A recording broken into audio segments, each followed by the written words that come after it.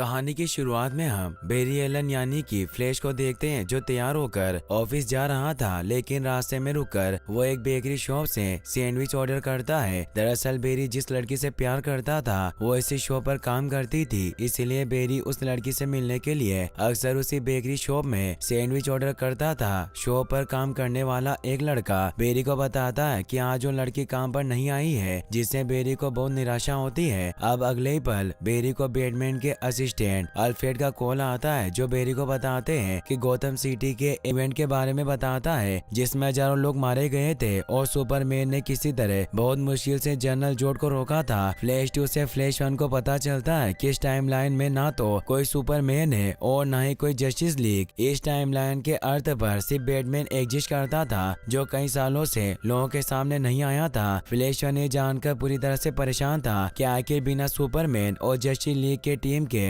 वो जनरल जोड को कैसे रोकेगा, और अब उसके पास उसकी सुपर पावर्स भी नहीं थी। फ्लैश 2 के दोस्तों से फ्लैश 1 को पता चलता है कि इस टाइमलाइन में भले ही बाकी के सुपर हीरो ना एग्जिस्ट करते हो, लेकिन बैटमैन एग्जिस्ट करता है। इसीलिए बेरी 1 बेरी 2 के साथ बैटमैन यानी कि ब्रूस वेन से मदद लेने के लिए उसके मेंशन में आ जाता है, जहाँ पर ब्रूस वेन अब बूढ़ा हो चुका था और वो दोनों फ्लैश को अपना दुश्मन समझकर उनके ऊपर हमला कर देता है। फ्लैश 2 अपने पावर्स की मदद से बड़ी आसानी से बैटमैन के वार से बच जाता है, और जब फ्लैश 2 बैटमैन को बताता है कि वो भविष्य के किसी दूसरे टाइमलाइन से आया है जहाँ पर सुपर हीरो की एक टीम है जिसका नाम जस्टिस लीग है और बैटमैन जस्टिस लीग का लीडर है, तो इस टाइमलाइन का बैटमैन फ्लैश 1 को समझाता है कि अगर टाइम के किसी हिस्से में छेड़छाड़ किया जाता है तो उसका असर उस पूरे टाइमलाइन पर पड़ता है। यानी कि अगर हम पास्ट में जाकर कुछ बदलते हैं तो फ्यूचर भी पूरी तरह से बदल जाएगा, इसीलिए हमें कभी भी समय के साथ छेड़छाड़ नहीं करना चाहिए। फ्लैश 2 किसी तरह बहुत मुश्किल से बैटमैन को अपनी मदद करने के लिए राजी कर लेता है और वो बैटमैन को समझाता है कि भले ही हम पास्ट या फिर फ्यूचर में कोई बदलाव करें, लेकिन कुछ चीजें कभी नहीं बदलती, जैसे कि बैटमैन और बैटमैन का असिस्टेंट फ्लैश 1 के मेन टाइमलाइन में भी था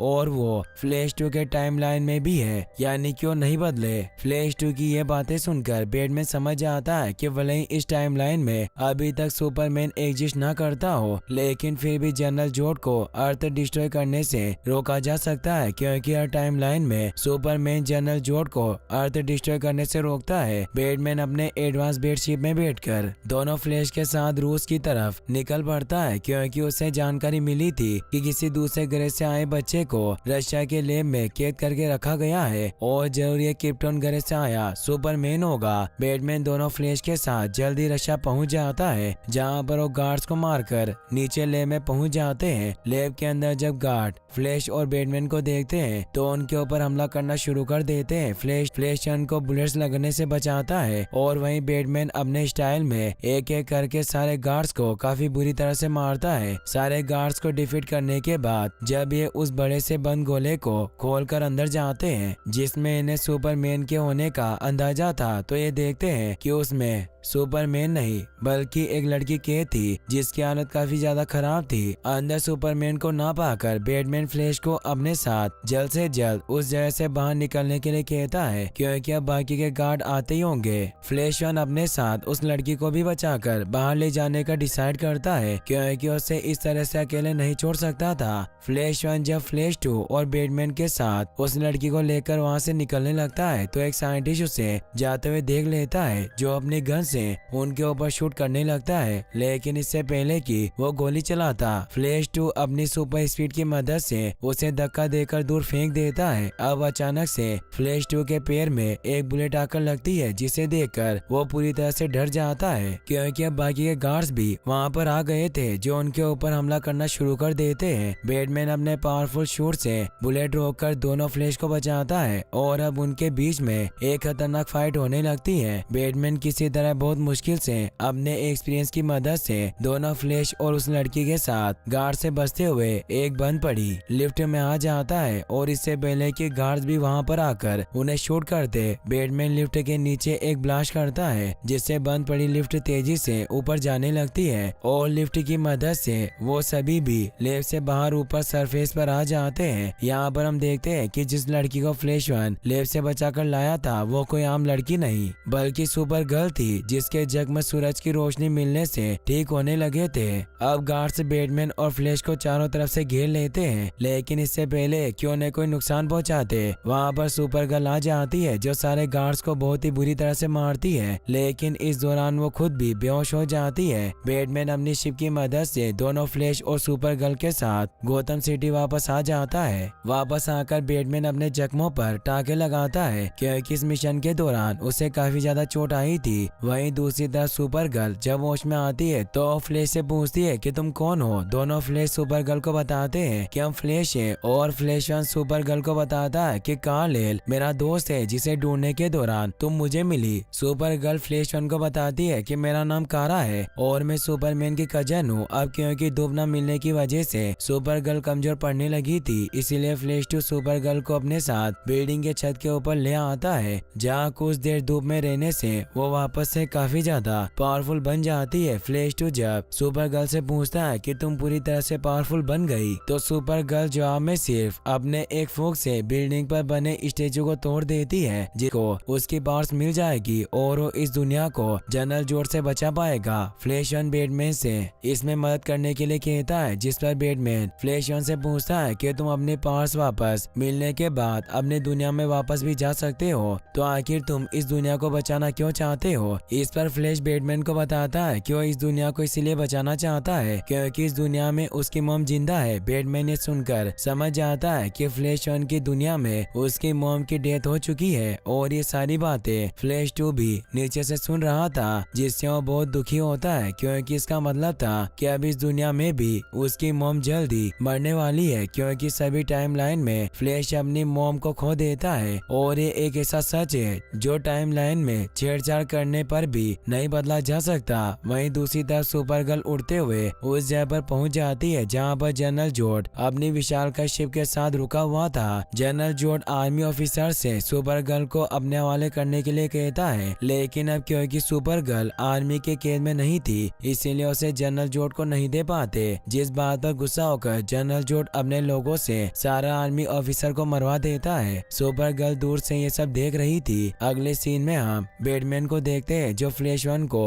उसकी पावर्स हासिल करने में मदद करने के लिए रेडी हो जाता है। अब बिल्कुल वैसा सेटअप तैयार किया जाता है जैसा फ्लैश वन को पावर्स मिलने के समय था। फ्लैश टू ये सब देखकर काफी डरा हुआ था क्योंकि उसे डर था कि इस दौरान कहीं फ्लैश वन की डेथ न हो जाए। फ्लैश वन फ्लैश टू को विश्वास दिलाता है कि उसे कुछ भी नहीं होगा। फ्लैश वन के कहने पर बैटमैन एक वायदा है, लेकिन इससे उसकी पावर्स वापस नहीं आती है। फ्लैश वन बैटमैन को एक बार फिर से करंट सप्लाई करने के लिए कहता है क्योंकि उसे उम्मीद थी कि ऐसा करने से शायद उसकी पावर्स वापस आ जाए। बैटमैन जब करंट सप्लाई करने के लिए अपनी मशीन को एक बार फिर से ऑन करता है तो शॉर्ट सर्किट की वजह से बैटमैन की मशीन पूरी तरह से खराब हो जाती है। अब बैटमैन और फ्लैश टू चाहकर भी फ्लैश वन की मदद नहीं कर सकते थे, लेकिन तभी वहाँ पर सुपर गर्ल आ जाती है जो फ्लैश वन को अपने साथ आसमान की गहराइयों में ले जाती है, जहाँ पर फ्लैश वन के ऊपर बिजली गिरती है। लेकिन ऐसा करने के बावजूद भी फ्लैश वन को उसकी पावर्स नहीं मिलती और उसकी हालत काफी ज्यादा खराब थी। फ्लैश टू फ्लैश वन की ऐसी हालत देखकर काफी ज्यादा दुखी था, लेकिन जैसे ही वो फ्लैश वन को छूता है उसके जख्म बढ़ना शुरू हो जाते हैं, यानी कि फ्लैश वन को उसकी पावर वापस मिल जाती है, जिसे देखकर सभी बहुत खुश होते हैं। इसके बाद फ्लैश टू बैटमैन के सूट को काटकर और पेंट करके अपने लिए फ्लैश सूट बनाता है और फ्लैश वन को उसकी फ्लैश रिंग और फ्लैश सूट वापस कर देता है। अब सुपर गर्ल भी फ्लैश और बैटमैन के साथ मिलकर जनरल जोड से लड़ने और इस दुनिया को बचाने के लिए तैयार थी, क्योंकि उसने अपने आंखों के सामने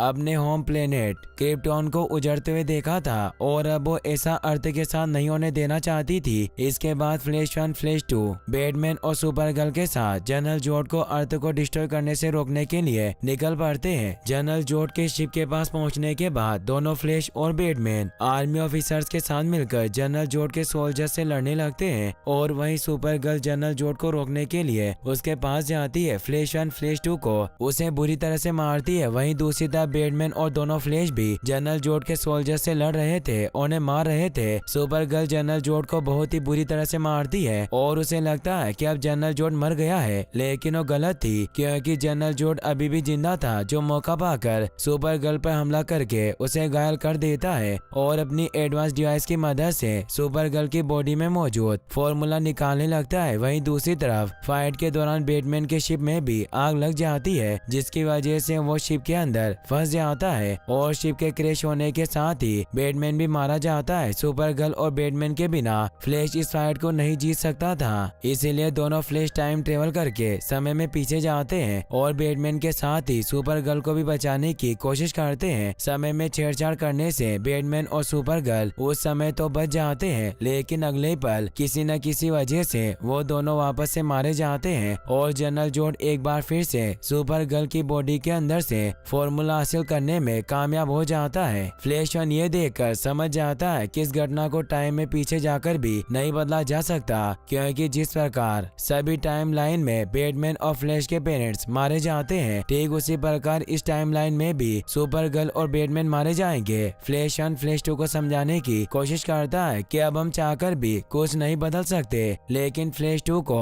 फ्लैश वन की बातों पर विश्वास नहीं था, क्योंकि उसे लग रहा था कि वो टाइम में पीछे जाकर सभी लोगों को बचा लेगा। फ्लैश वन और फ्लैश टू टाइम ट्रेवल करके टाइम लूप में आ जाते हैं, जहां पर फ्लैश टू बार बार टाइम में पीछे जाकर सुपर गर्ल और बैटमैन को मारने से बचाने और जनरल जोड को हराने की कोशिश करता है, लेकिन हर बार सुपर गर्ल और बैटमैन मारे जाते हैं। अब फ्लैश वन को वो अजीब सा क्रिएचर दिखाई देता है, जिसने टाइम ट्रेवल करने के दौरान फ्लैश वन को जोरदार पंच मारा था, जिससे फ्लैश वन फ्लैश टू के टाइम लाइन में चला गया था। फ्लैश वन को पता चलता है कि वो अजीब सा क्रिएचर कोई और नहीं बल्कि फ्लैश टू के भविष्य का रूप था। दरअसल फ्लैश टू का ये रूप हजारों सालों से इसी टाइम लाइन में फंसा हुआ था और बैटमैन के साथ ही सुपर गर्ल को बचाने की कोशिश कर रहा था, ताकि जनरल जोड को हराकर अपनी दुनिया को बचा सके। फ्लैश टू के भविष्य का रूप फ्लैश वन को बताता है कि अब मुझे समझ में आ गया है कि वो तुम ही हो जिसकी वजह से मेरी दुनिया हर बार डिस्ट्रॉय हो जाती है, इसीलिए सबसे पहले तुम्हें मरना होगा। अब फ्लैश टू के भविष्य वाले रूप के बार बार टाइम ट्रेवल करने की वजह से सारे टाइम लाइन की दुनियाएं एक दूसरे से टकराकर डिस्ट्रॉय होने लगती है, जिसमें सुपरमैन के अलग अलग वर्जन मौजूद थे। फ्लैश टू के भविष्य वाला वर्जन फ्लैश वन के ऊपर हमला कर देता है, लेकिन तभी फ्लैश वन को बचाने के लिए बीच में फ्लैश टू आ जाता है, जिससे उसकी वहीं पर डेथ हो जाती है। अब क्योंकि प्रेजेंट टाइम वाले फ्लैश टू की डेथ हो गई थी, इसीलिए उसका फ्यूचर रूप भी मर जाता है और जो दुनियाएं आपस में टकराकर डिस्ट्रॉय होने वाली थी वो वापस से नॉर्मल हो जाती है और डिस्ट्रॉय नहीं होती है। फ्लैश टू की मौत से फ्लैश वन बहुत दुखी होता है, क्योंकि उसने फ्लैश टू की दुनिया में आकर उसे पूरी तरह से डिस्ट्रॉय कर दिया था। इसके बाद फ्लैश टाइम ट्रेवल करके वापस से उस समय में आ जाता है जब उसकी मॉम सुपरमार्केट में शॉपिंग कर रही थी, ताकि उस टोमेटो सॉस को